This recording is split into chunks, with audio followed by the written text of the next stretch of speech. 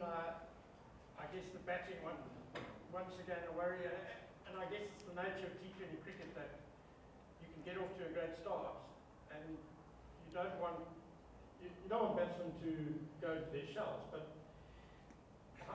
I mean, is it a problem with the balance that maybe after losing 1 or 2 wickets, they just keep pushing too hard, and then you've got a massive collapse on your hands? Yeah, it's a pretty fair assessment actually. There's a little bit of confidence as well. You've got a team that's batted first every time, which I think at the early stages of any tournament can be a little bit tricky. We got undone on the coast a couple of times, so there's a confidence issue, and there's also a technical issue, and there's also a mental issue. So there's a few things to work through. But you're right, it's the balance between still being aggressive and positive and then weighing up the match situation, and we're just not quite getting that right. We've got pockets which go okay, but we've been bowled out 3 times in 5 games, so that would represent a pretty poor showing. We've got some players who are pretty cold in terms of form.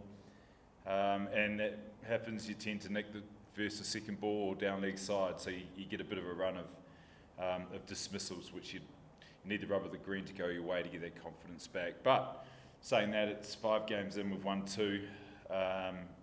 It's a pretty close competition, so it can't be all doom and gloom. Even if you're bluffing it, you just got to keep going and look for that positivity. It often comes from individuals rather than a team. The group of batters at the moment is underperforming, and it's going to take a couple individual performances to break that, to be a circuit breaker. Gentlemen. Coach, with the short turnaround of matches, how do you fix these things, like we're saying, technical and confidence and stuff like that? Yeah, it's very difficult. It's almost a case of just purging it and moving on. I think a press conference, which would be similar answers a couple of games ago, was almost like a goldfish where you just try and forget it and move on. And that's that part of the psychology of just bluffing the way through and making sure that you're as positive and as accurate as you can be next opportunity you get. For us now, it's a couple of days away, which is actually a luxury given the schedule. It's been pretty hectic. So a chance to get back in the nets, which is a bit of a quick fix for the players, and a chance really to get a bit of rhythm back because we were ice cold. Perhaps tinker with the batting order, maybe change things around a little bit. Yeah. How do you see it sort of playing out? Well, it's about resource. You can't just tinker if you've got nothing to tinker with. So you've got to keep working on the players who aren't getting an opportunity at the moment. We lost one of our key overseas players right at the start who was a bit tired.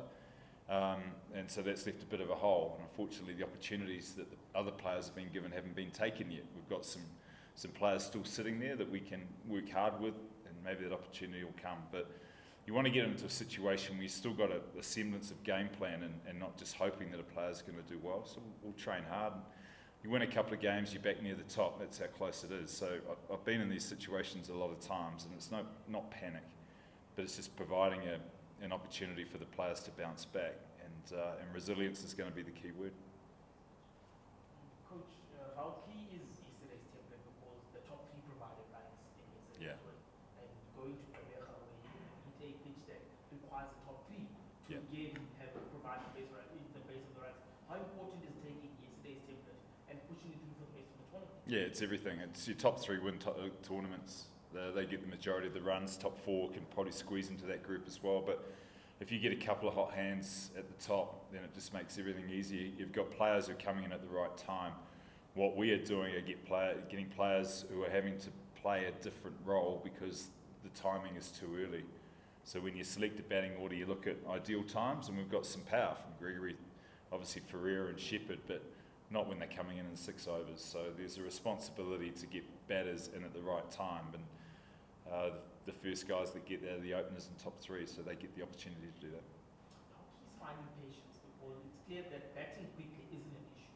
Yesterday you showed that you are able to gauge yourself in, then fire up at the back end. Today, a bit of patience was required because the start was fast, but one and Yeah, that's just game assessment, and then it comes down to batsmanship. We were bowled out, and I'll stress being bowled out 3 times in 5 games is unheard of in 2020. So it's the ability to absorb pressure, and it's something we've worked on right from day one, is trying to find our way to get out of trouble, and we're just not doing it. It requires courage and batsmanship, because often you're under the most pressure, but we're not absorbing that and then not able to counterpunch later on. We've got some good hitters if we can get them in the right spot. And if we find ourselves 2 or 3 down, we've just got to make sure we get through to the right timing for the others to come in. So take some time out of the game and just use good batsmanship. But unfortunately, we're just coming up short with that.